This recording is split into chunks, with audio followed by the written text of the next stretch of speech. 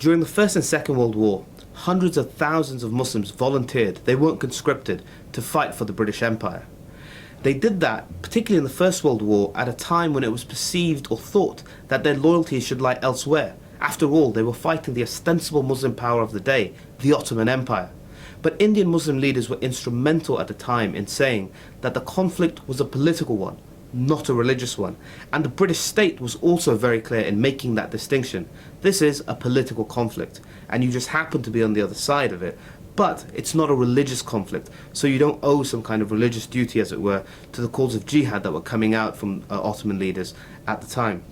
Of course, it wasn't just Muslims who fought, but there were tens and hundreds of thousands of other people from across the empire, Hindus, Sikhs, people of no faith, of other faiths, who also have distinguished and important records of history. In 2006, Lance Corporal Jabron Hashmi, a young Muslim from Birmingham, my hometown, was killed while serving in active duty in Afghanistan for the British Army. I went to visit his family to find out why he had volunteered and spoke to his brother Zishan, who had also served 2 tours of duty in Afghanistan.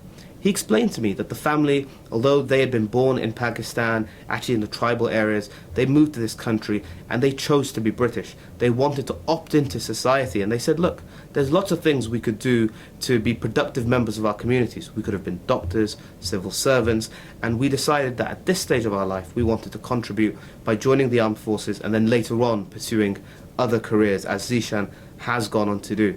I think that was a very important thing to get out there, because it showed that being Muslim and being British are not 2 parts of your identity that have to be in conflict with one another.